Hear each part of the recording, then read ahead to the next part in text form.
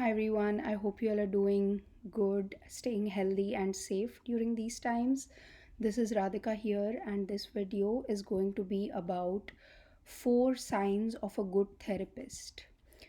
So, I have been to different kinds of therapists for my own recovery, for my own healing journey, and it just struck me that maybe I should share my experience regarding this because maybe what helped me might help you, and what did not help me might be red flags for you as well.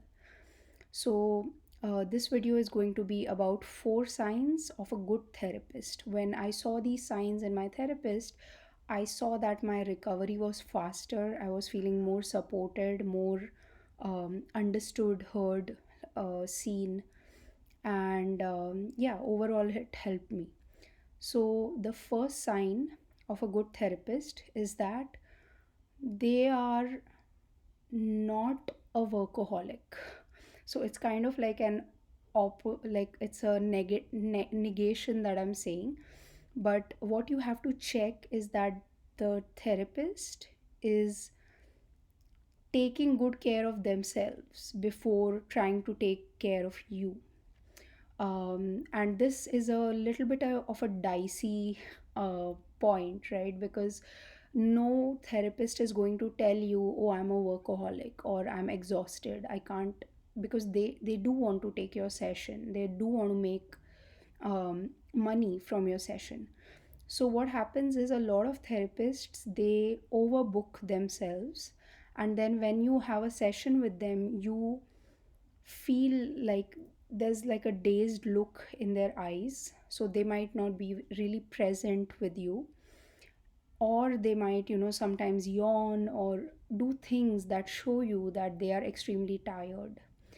um, so you have to see that the therapist you have, a that therapist is present with you while you are doing your session, and b just check like is this person always like rushing in a way for the next session, or are they chock a block booked all the time, and things like that. So it's something you will have to gauge with your therapist when you actually work with them. And if you don't have the experience, I would definitely suggest working with a few therapists here and there, just to see the difference, because everyone is a bit different and you might suit someone's style more. And that also helps you like recognize these red flags and good signs and stuff like that. So yeah, so a good sign of a therapist is that they are not overworking themselves, they are fresh. When you talk to them, you feel like they are there, they are present, they are energetic. They are not like they can be exhausted once or twice because we all are human. So it might not be due to overwork, it might be due to some other things going on in their life. But as a general rule, if always they are tired, then maybe that's not a good sign. Then the second point is they are invested in your story. So some therapists, they take notes, some don't, and that's totally up to the counselor or the coach or the therapist you're seeing.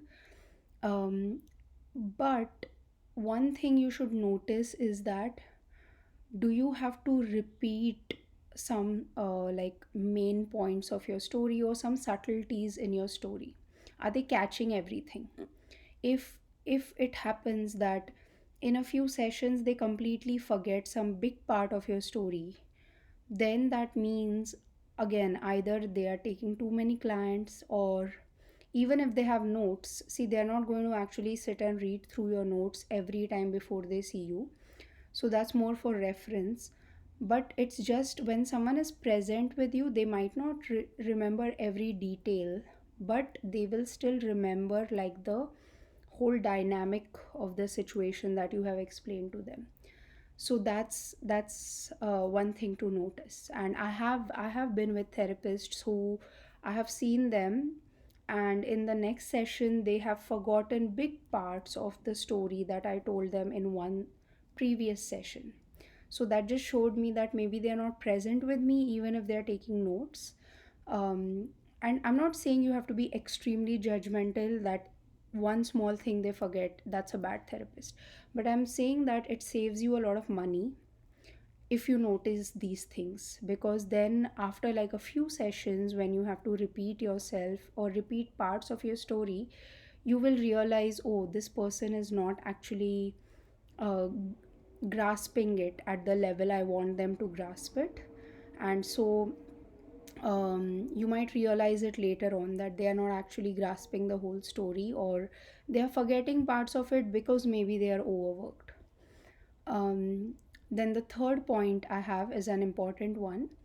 So make sure that your therapist is involved in your story in problem solving, and it's not just always listening. So sessions need to be two way, they can't always be one way. So of course there are sessions where you as the client will explain your story, and maybe you take much of the time to talk, and that's totally fine. But if you're going to a therapist over and over and over again, um, then if none of the problems in your life are getting solved by going to them, it's an indication that they are basically becoming a listening ear for you, but not really a guide in solving your issues. So make sure that there are some practical tips that they give you. And you also, after your story is completed, after a few sessions, you also should can have some questions for them and ask them for a few suggestions or a few like tips or tricks or something like that. So it needs to be a two-way session. If it's just a one-way session, then basically they are becoming a listening ear for you and not really helping you fix anything. And if that's your intention, if you just want someone to listen to you, to make you feel heard, to make you feel understood, that's totally fine. That's up to you. But I see a lot of people who actually go to a therapist or a counselor to fix an issue. And a lot of counselors, all they do is they just listen, and they don't do anything to actively fix the issue.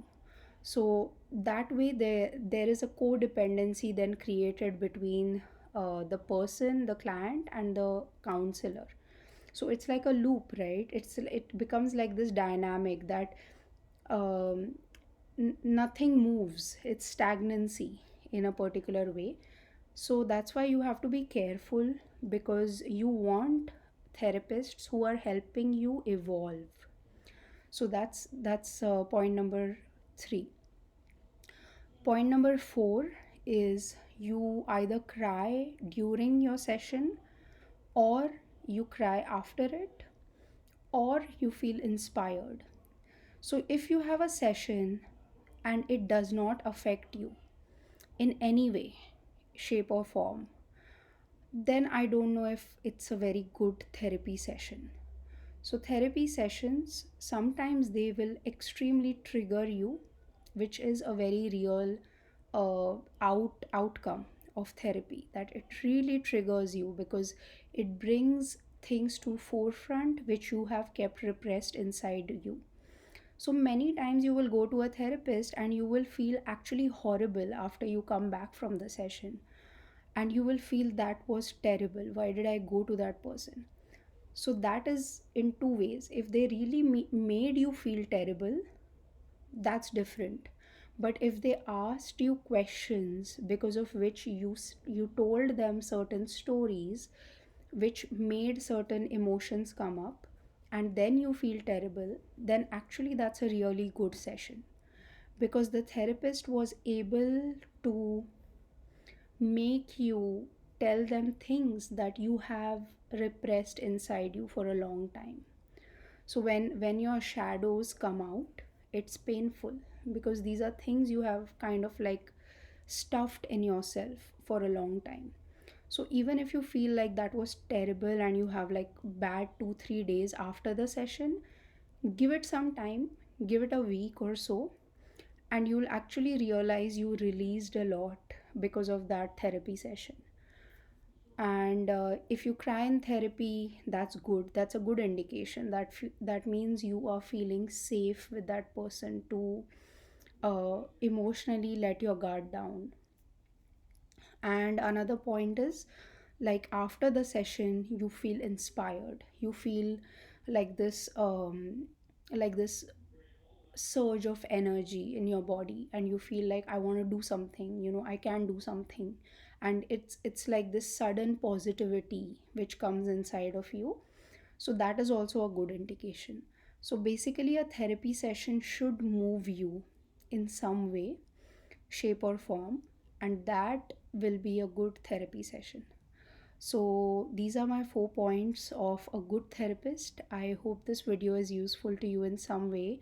If you have any other points of a good therapist, please do write them below so other people can also benefit from that. And as always, thank you so much for the like, share, subscribes, and your comments. It really means a lot to me. Uh, and I wish you all a lot of love and a lot of light. Thank you. Bye.